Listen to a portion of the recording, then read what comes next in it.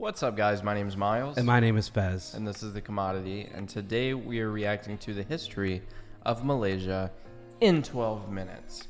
And I'm not quite sure, but I'm pretty sure, 99% sure that we have not done this video before. That, and we don't know if all the stats are going to be accurate because we've done the Indian one and everybody's like, that was incorrect, so... Right, so... We don't do the research. This is from a video. We are reacting to said video. So this is our research, and if it's incorrect, let us know down in the comments the correct information. So, if you're ready to hop in, let's check it out. Oh, in Malaysia. Send us some suggestions in our Discord. All we're getting are Philippine suggestions. Yeah, we've been getting a lot of Filipino suggestions. We want to hit Malaysia as well, obviously, because we're traveling there. So, give us some more Malaysian suggestions. Let's hop in. History of Malaysia is as interesting as the nation's geographical form. From BC times to modern day, Malaysia has been a place of immigration, colonization, wealth, nationalism, trade, and so much more. Positioned right above the equator in two land masses separated by a span of the South China Sea, and boasts a population of roughly 32.7 million. But where did it all begin? While we do not know exactly how long ago human life came to the region, we do know that in the 1950s, a human skull was found in the Malaysian state of Sarawak that dates back to around 40,000 years ago. Wow. The next hypothesis of when civilization began in the area comes about 10,000 years ago, or 8,000 BC. There is debate as to who... So if they found a skull that dated back 40,000 years ago, but the next speculation is, what did he say? Like, nowhere near that. 10,000. Right, so, but... Or 8,000, I'm sorry. Why would that be a speculation if you already found a skull from... I don't know. That's odd. That logic doesn't add up to me.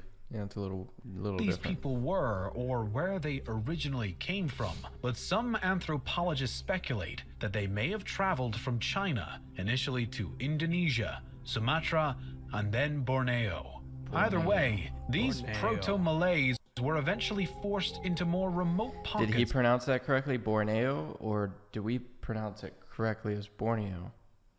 I'm sure potato. Tomato. Of the locale, as new migrating peoples believed to be the direct ancestors of the modern-day ethnic Malays came in and pushed them out to the north. A few hundred years BC, the influence of both China and India became apparent as trade began with the neighboring territories, and the religions of Buddhism and Hinduism made their way into the Malaysia region. The local form of writing also took on a heavy influence from India, with Sanskrit being adopted as the new writing system. When the 7th century came around, the Srivijaya Empire from Sumatra took control of a large part of the contemporary Malay Peninsula, predominantly along the coasts. The ruling trade-based empire gained power and prosperity through their trade success with China and India, which was made easily accessible by their possession of the Malacca Strait, giving them easy access to the Indian Ocean from the South China Sea. The Srivijaya Empire's control remained steady until their supremacy peaked and started to decline in the 11th century. By the 13th century, they had lost all reign over the region and were replaced by a new type of monarchy, one run by Iskandar Shah. Prince Iskandar Shah, thought by some scholars to also be known as Parameswara, founded the port of Malacca, which became an integral piece of the Malay territory. By this point, trade between Malacca, the Chinese, Indians, and now Arabs continued to grow, and the Islamic faith spread through the realm. Malacca is still a place. Right. That's cool that stuck around. Experts are conflicted as to whether Iskandar Shah or Parameswara actually converted to Islam or not during this time. Either way, many people within the area began to convert, whilst the rulers throughout the Malaysian peninsula dominated trade across the sea between China and India, and Malay became the new official language. I do have a question because whenever we get comments about the peninsula, y'all spell it with an AR? Like a peninsular. Yeah, so where does that come from? Because we don't spell it with an R. It's just peninsula. And is the R silent? Good question. In- Very good question. in So, yeah, let us peninsular. know down in the comments. Yeah. The 16th century brought about a new type of challenge for the existing powers of the region, as Malacca and its surroundings caught the attention of the Portuguese. Intrigued by the trading power's success That and boat's about to affluence, fall and over. led by Cool story. I am 9% Portuguese. It's cool. Alfonso de Albuquerque, the found out. Portuguese successfully captured Malacca in 1511. As Albuquerque told his men, Portugal wanted to seize Malacca because of the opportunities it allowed for Muslims to trade with other nations, which the Portuguese wanted to put an end to, claiming that they would be doing their lord service. Although Albuquerque's expedition was victorious, Look at the the Malaccan pants, bro. Sultan managed to found a new kingdom known as That Johor. jacket. As this Kinda new dope. state grew, it also became an increasing threat Like if to I the saw him, I would think he was very powerful. Like if you saw him in Dallas, you wouldn't be like, bruh, it's like 100 degrees outside and you look ridiculous. Yeah. Portuguese in Malacca. At first, Johor's attempts to retake Malacca were frustratingly Is it ineffective. Johor The or Portuguese remained in Johor? control, and it was not until Well- the Dutch began to show interest in Malacca that Johor's luck Yeah, changed so for the better. Portuguese, I believe it is Johor. Because they do have very different pronunciation of things. Like, because, the Spanish and Portuguese are somewhat similar, like as far as pronunciation. Words are completely different, but like, I know the R at the beginning of a word, like, Is R. no, it's actually pronounced like almost like an H, like Ronaldo Ronaldo. would be Ronaldo. Ronaldo. Yeah. Ronaldo.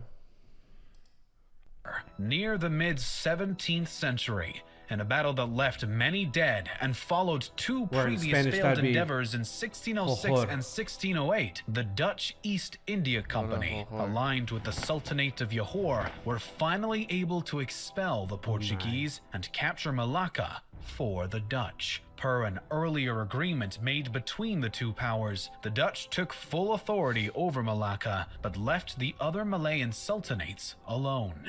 Johor went on to stand as a leading influence in the region until the assassination of its sultan, Sultan Mahmud, in 1699. After that point, the command of contemporary Johor declined, eventually being overshadowed by a new people within its borders, the Bugis. At first, no significant issues arose until 1777, when a man by the name of Raja Kasil, supported by the Bugis, aimed to take the throne of Johor got under so the many claim Bugis. that he was the son of the murdered Sultan Mahmud. The presiding Sultan Abdul So were they the Dutch? Are they Muslim? Like, I would figure they would have tried to change the religion there. Same for the Portuguese. I don't believe the Portuguese. I think those are pretty Catholic, generally speaking. Because I know the Spaniards are as well. Yeah. So I'm kind of curious on that, like why the religion stayed the same, and really why the name stayed the same. Like, I figured if the Dutch took over, they would try to make it more. Like Dutch Asia. Yeah, I guess. Yeah, we'll go with that. Jalil had taken the place of the late Sultan Mahmud, but was unable to maintain his reign in the face of this unforeseen challenge. Raja Kasil and his adherents took the capital city and chased Abdul Jalil out to the east coast of the peninsula. From his new settlement, Jalil established his own court, opposing Kasil's rule, and professed himself to once again be the true Sultan of Johor. In retaliation, Sultan Kasil directed the execution of his rival, and Abdul Jalil was subsequently murdered. Kasil's victory was not as sweet as he likely anticipated though, because shortly after his adversary was assassinated, the Bugis people began to turn on the remaining sultan. In a complete reversal of favor, they astonishingly aided the son of Abdul Jalil and eventually placed him on the throne, deposing Raja Kasil and He's got two securing left Bugis' hands. dominance in Johor. During the same century as the unrest in Johor, the economic status of Malaya as a whole was also shifting. With growing trade participation from China, India, and Arab nations, the British were becoming progressively involved in the region as well. By the late 18th century, the Brits increased their involvement in the Malayan Peninsula through the British East India Company, going as far as to seize the state of Penang in 1786 and creating a capital, Georgetown, for their new possession. Focused See, they changed the predominantly name. on building We're gonna trade call through this the Georgetown. peninsula. They're still Britain the later Georgetown. seized Yeah, that's what I'm Province saying. They Wellesley changed in it. 1800 and set up another trading post at the tip of the landmass in Singapore. Over the next couple of decades, the Dutch and the British both worked to maintain a hand in the affairs of the Malayan Peninsula, leading to the signing of the two Anglo-Dutch treaties in 1814 and 1824 that helped to split up the region's territories between both colonial powers. As part of the latter agreement, the Dutch handed Malacca over to the British. Following these developments, So- the population This is not Malaysia anymore, right? Because Yeah, well, part of it is. Because I thought that currently Malaysia was this area, and then it only took up. No, I this believe it much. goes all the way. So I didn't know it went all the way to the top. yeah, so and I think that's the area where the Philippines kind of want to say that they have claim to. What was that city? That state? Yeah, I know what you're talking about. And then Brunei is somewhere right around here. Because we're traveling, go up, left, no, well, down. Obviously, we're not traveling in the water. We're traveling like right in here, I believe, is where Kota Kinabalu is. Yeah. If I'm not mistaken. But yeah, no, I think it goes all the way up here. This part, majority is part of Indonesia. And then some of this lays, I believe the Philippines still lay claim or, Claim to lay claim. yeah. And then, yeah. Yeah. throughout Malacca, Province Wellesley, and other Anglo-Dutch controlled territories on the Malayan Peninsula began to I don't like the way he says skyrocket. peninsula. Chinese and Indian immigrant Peninsula. workers flooded the region as other power struggles unfolded. In 1821, He's got a powerful Siam, voice, though. or modern-day Thailand, launched an incursion into the Malayan state of Kedah and overthrew its sultan. It took repeated uprising for the sultan to finally be restored to his throne as the Siamese dominion was reduced, leaving Kedah as only a vassal of Siam. Meanwhile, the Brits later took authority of Sarawak in 1841. In 1853, Britain ceased charging duty on all imports of tin, which, along with the Suez Canal opening in 1869, triggered a surge of Malayan exports of tin to Britain. Between those events, the trading post known today as Kuala Lumpur was founded in 1857. Kuala Over the Lumpur. next few decades, Yeah. Britain Lumpur. increased and You spread didn't know their that the U is pronounced Poor. A? We in could be English? pronouncing all of these things wrong That's ourselves, to be honest, but I read it as Lumpur, Kuala Lumpur. Yeah. Lumpur doesn't sound accurate. No. Because you why know. would it be and then Lumpur. I don't know. Let us know if we're Lumpur. pronouncing it incorrectly, saying Lumpur. Lumpur. Kuala Lumpur. But like I've always said that the Malaysians tend to spell things phonetically. Mm-hmm. So if it sounds a certain way, it's spelled Spelt that way. Yeah. Kind of like America is spelled with a K instead of a C. Mm-hmm. their control throughout the peninsula and outside of it. The region's economy prospered until the Great Depression of the 1930s, at which point exports like rapidly British decreased Malaysia. and immigration into the Malayan like what you said. territories But it had to be continues to restricted stay in order to combat the level Muslim. of unemployment. At the start of World War II, Japan invaded the Malayan Peninsula and overpowered the unprepared British troops and quickly occupied the region by the end of 1942. Tensions between the native Malays, Chinese, and Indians grew during the Japanese occupation, which lasted until 1945, when the British were able to recapture their Malayan possessions. By 1946, nationalist movements, such as the establishment of the United Malays National Organization, grew enough to prompt the founding of the Federation of Malaya, a unity of the formerly British-controlled Malayan states that would go on to gain their independence from the Brits in 1957. 6 years later, in 1963, the British colonies of Sarawak, Singapore, and North Borneo decided to join the Federation, forming the new nation of Malaysia. Though Singapore was originally a part of this coalition, it was pushed out in 1965 due to political disagreements with the Union. In 1969, the young nation faced a state of emergency when violent riots broke out in Kuala Lumpur after a strained election that spring. Celebrations by the winning party were met with counter-protests by the losing party, setting off deadly clashes between the opposing groups and prompting Parliament to be suspended.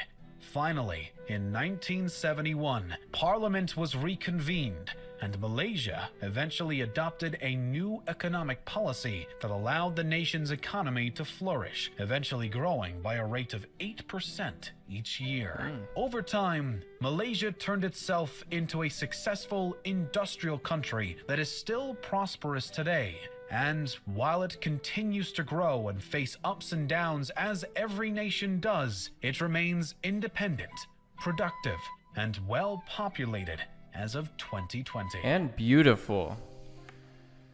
Rather beautiful. So I'm kind of curious because I know that y'all have the sultans and then they each take a turn. So y'all have so I guess we never really got into the political scheme of things. Yeah. So y'all have a parliamentary democracy, or is it something different? Because, I mean, are the sultans elected in each state? Or is it kind of more like a monarchy in each state? So they have elected officials. They still have a parliament per se. They have the royal family. But well, parliament and monarchy are two different things. okay. Well, they have a royal family. Okay. But do they have any say on anything? I mean, to an extent, but I don't really think so. I think they're just a rich family at this point that people still look up to and respect. Right. But just like the people still vote. The people still have a say in things. But what about for the people that become president, which is the sultans? That's where I'm kind of confused. Like, do y'all elect the sultans, or do the sultans get in because of lineage, or just out of like, that's what the royal family decides on, or is that what Parliament decides on? Because this is a very vastly different system than I've ever heard of. Yeah. I guess by now we should have already had this kind of. And it's odd that we've discussion. never talked about the political aspect of Malaysia. Like, I got nothing against it. I'm just curious of how it works, because it's different than. Really, it's different than A lot of places. the UK. It's different than us. It's different than what I've learned about in the Philippines, which kind of model after us. So I'm kind of curious.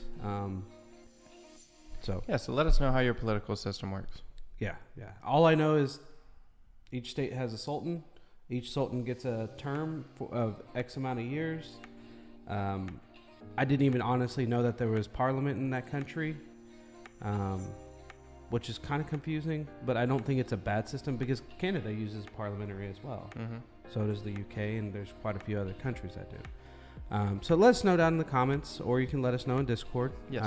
So with that being said, My name's Miles. and my name is Fez. Thanks for watching, guys. Peace. Izzy.